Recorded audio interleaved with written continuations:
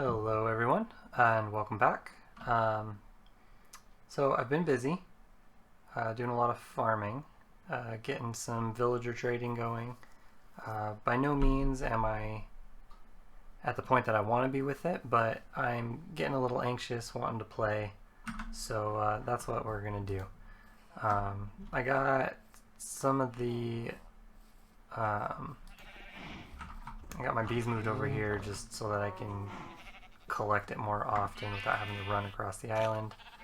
But I decided that I'm going to put my villagers over here, as well as some automated farming to do in the future. To start off with, I got my librarians. A lot of these guys have trades for books that you would put on tools. Efficiency, silk touch, unbreaking, stuff like that. Just to get my tools at a point where I can repair them and I don't have to continuously find diamonds in order to get stuff done. So that's cool. I do want to get one more going before we get to the main topic of today's episode, and that is the Nether. I have to admit, I've been putting it off. I've been hoping for 1.16 to come out, and I'm tired of waiting. I really want to get some automation stuff going, especially with stuff like the bees, the sheep for wool, just all sorts of redstone automation requires observers, and observers need quartz, and I've looked into it. I think that the only way to get that is from the Nether. I can get quartz blocks from villager trades, but unless I put in a data pack to allow uncrafting, which I'm considering, but at the same time I feel like that's pushing it a little bit for the feel that I want. I want everything to feel like vanilla Minecraft, just better. And that feels like cheating a little bit. Same goes for blaze rods and blaze powder. I know you can get a brewing stand from igloos,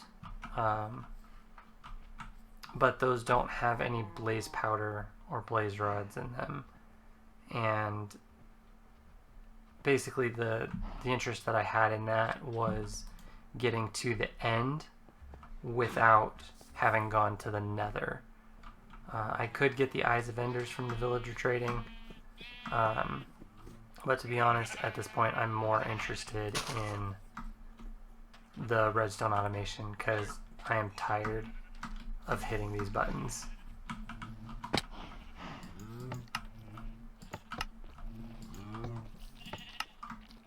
I have to admit it's not in the greatest spot.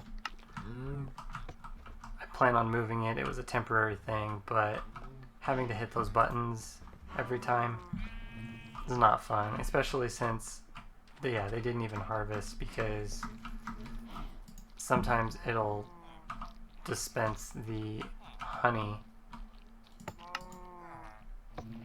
and it ends up down here instead of collecting the actual honey. So not only do I have to hit these, I have to listen for that sound. So that time it worked on all of them. But anyways, before I go to the Nether though, I do want to get looting on my sword. Because I'm also interested in the beacon, and if I find myself in a Nether fortress, I just want to start hunting for skulls. I really do. Because efficiency 5 is great, but you know, haste 2, efficiency 5 is instant, so I'm going to get going on that last trade, the last villager, and going to see if I can get that and then I'm going to get set up to go to the Nether. So I will check in once I have some progress on that.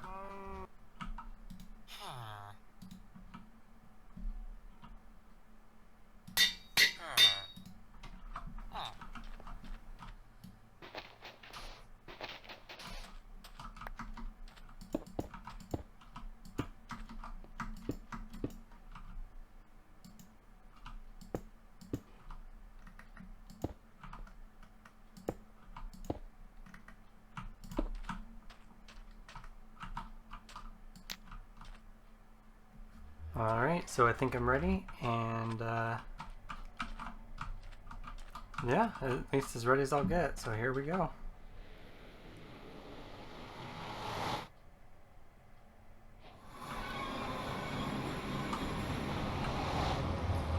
Not on the edge of a cliff, which is nice. And kind of a closed-in spot, sort of. Again, I like that. So, alright. Not too bad. This is all I really need to get things going with automation, but I'd also like to find another fortress since I'm in here. So that's what I'm going to start working on.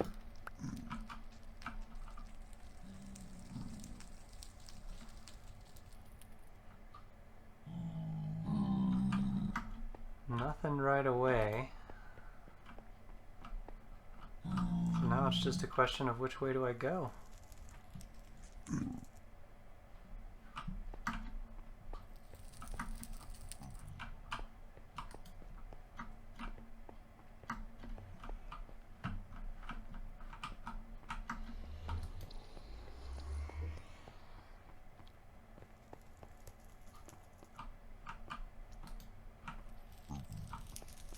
I think I'm going to head in that direction there.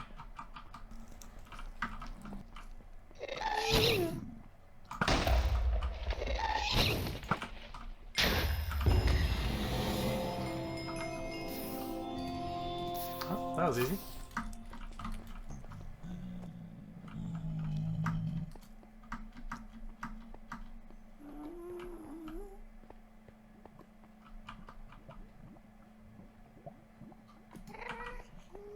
Alright, looks like we've got one. Doesn't look like there's an easy way down.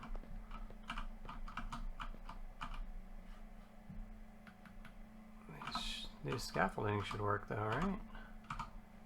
Say right here. Is it gonna... I thought these fell.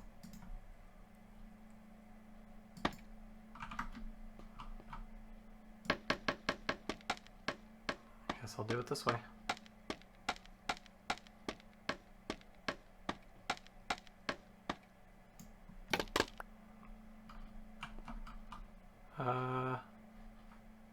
That didn't really work, did it?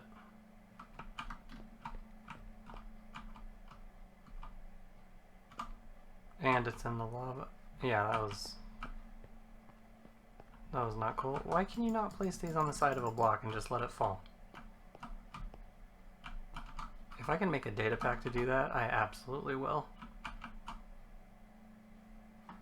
I guess I'll just make a staircase right here.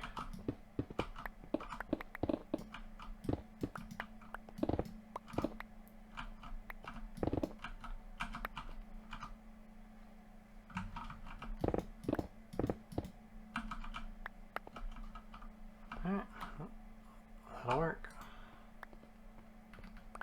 I do want these scaffolding back, which means I need to block this off.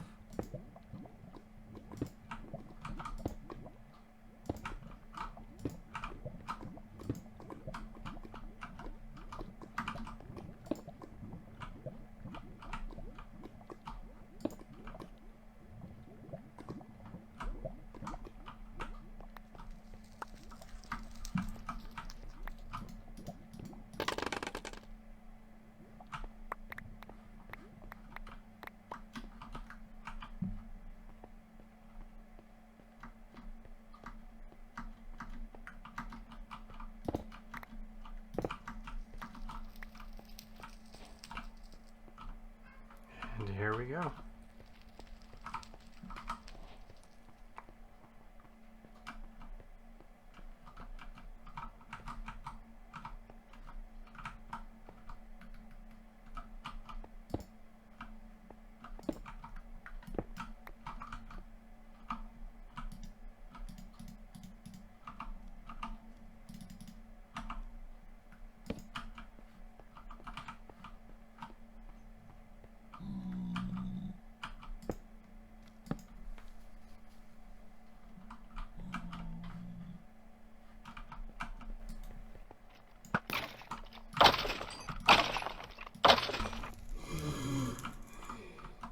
These might be close enough to be double spawners. It's hard to say. Maybe not. Oh, maybe. It's really hard to say. I'll have to clear out some stuff and check that out later.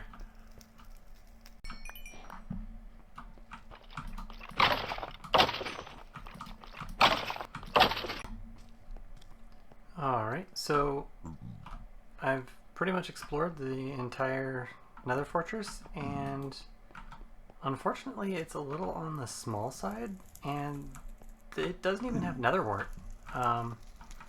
Not to mention these two spawners are out of range of each other. See that one there just activated, and I have to come back quite a fair ways before that one activates.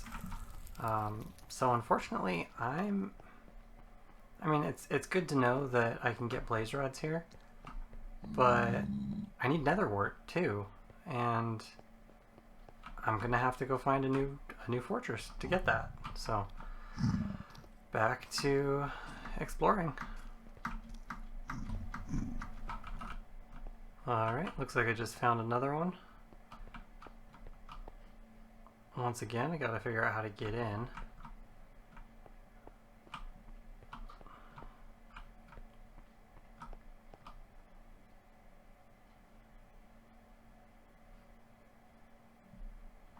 I think I'm gonna try right over here.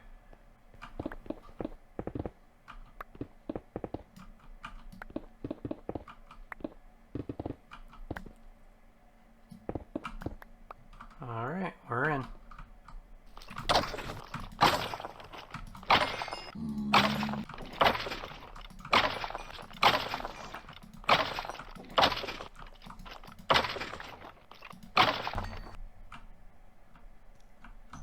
So I've been looking around, and this place is huge, like I saw when I got here. But it kind of looks like there might be, to be honest, 3 separate fortresses all like together. I mean, this one's a little bit separated off from the one I'm standing on, but the one I'm on now isn't even fully connected to, well, I mean, I don't even know if I've been inside that building there. But yeah, I mean, this place is massive. So I got the nether wart that I needed. I think I'm just gonna go back for now because I'm running out of blocks. I don't think I got any skulls. Yeah, no skulls. Just gotta grab some of this nether wart and some soul sand, and I'm good. I can go back successful. So yeah, I will see you back in the overworld.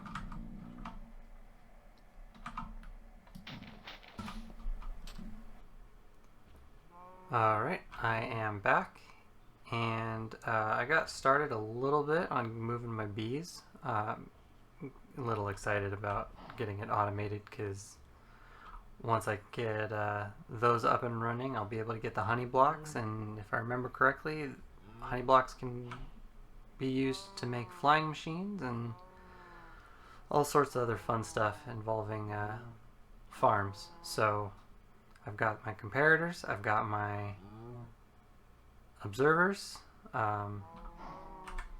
I picked out a spot right over there. I think it's going to serve as a villager farm, as well as a bee farm. I gotta work out some of the details. I don't know if I have the size of it right, to be honest. But yeah, so hopefully the bees will help get the crops growing faster, and if that ends up working out the way I think it will, I might not even go with the maximum size, just because I like how well this structure actually fits at the moment. It feels right for the size of this half of the island and what I want to do with the villagers and giving them a little town over here. So I think I'm gonna get the bees moved over as soon as I put a roof on this thing, just to keep them locked in here. One detail I still need to figure out is where I'm gonna have the villager drop off the items, like try to toss them to his friend, so I can intercept them. I might try to figure out how to do it in the middle, but all of this area here is going to be farmland. I've got these 2 beehives blocked off because I want to make sure that I get 3 in each one, so I'll have to do some breeding because right now I've only got 4 bees over there. But anyways, I will get working on this. Before I go, however, there is one more thing to talk about, and that is the Datapack stuff. So previously I did an overhaul to the redstone recipes. This time it's actually the recipes for slabs and stairs, and it's actually I like it a lot, because basically anytime you need slabs and stairs, you can now make them in a 2x2 crafting grid, and it just makes it so much more portable.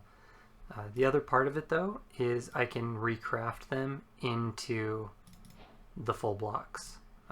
It's the first time I've done it with spruce, is why I'm getting that recipe unlock. I need to still create the conditions to unlock the recipes. Once you just pick up spruce planks, it'll unlock all the spruce recipes. But so slabs is 2 across, stairs is basically a set of stairs, and I followed block quantity rules on these. So if you look at a block, each individual block is made of 2 slabs, so 2 blocks, 2 slabs each, 4. And then for stairs, it's the same idea.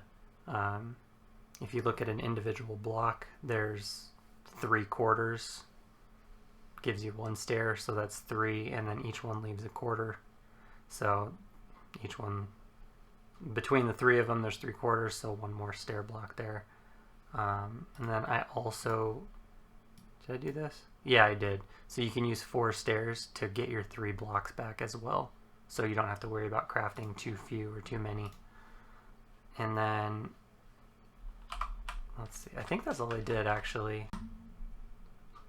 Stop, hold on, I forgot to say something.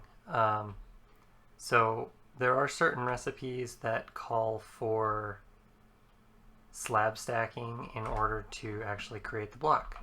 One example that I can think of is typically you would do this with stone bricks to get stone brick slabs in order to get the chiseled stone bricks. Is that what it's called?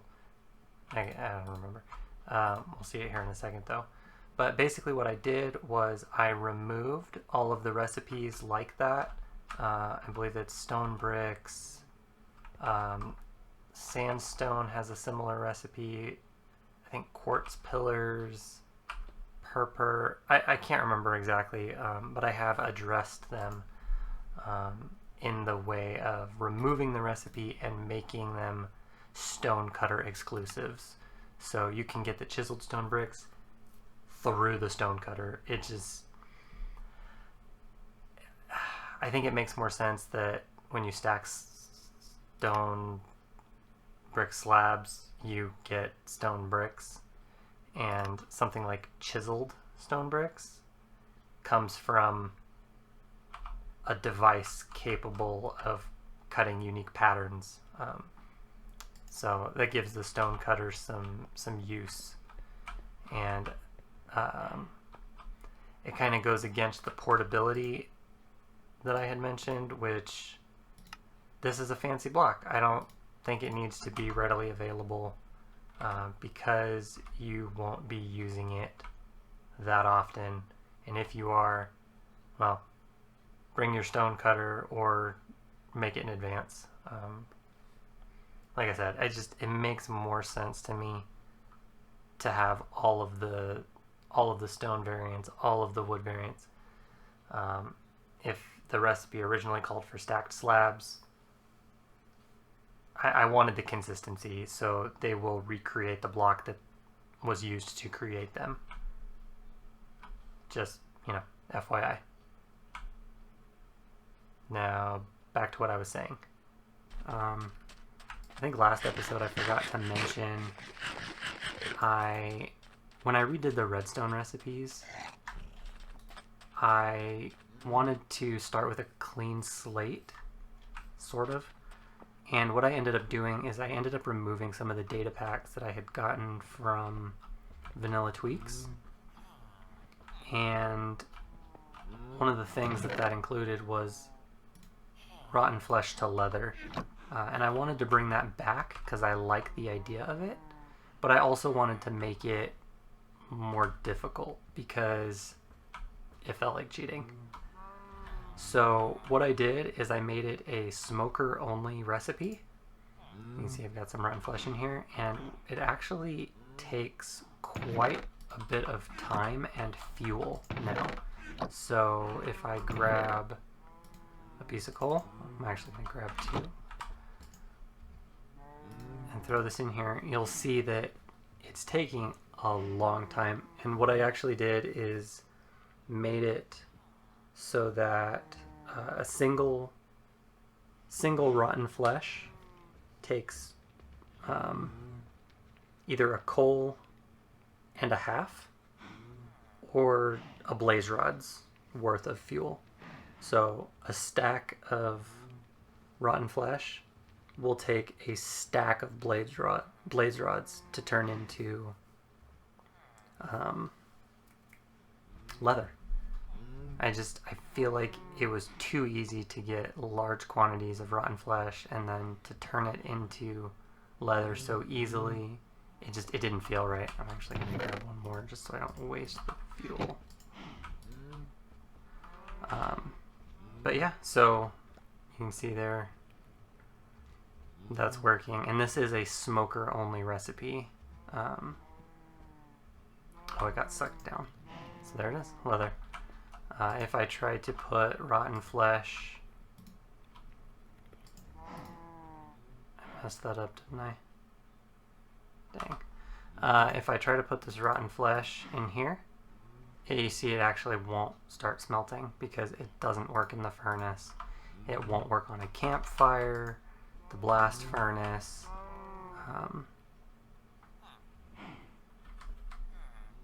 Are there any other ways to cook things? I can't remember. Anyways, smoker's the only one. I know it's typically used for food, but for some reason it just sounded right to me to do it there, so that's where I put it. And I may add it to the campfire later for a different reason, but I'll tell you more about that once it happens, if it happens. So I think that's all I really wanted to get at this episode. Like I said, I'm going to work on getting the bees up and running so that I can get some more complex farming going, like the flying machines with the honey blocks instead of slime block, because I don't have a good supply of slime yet. I have a chunk down in the caves where I think there's some slime spawning, but I don't want to check one of those online slime finder websites. I want to do it the legitimate way. I want to figure it out, trial and error.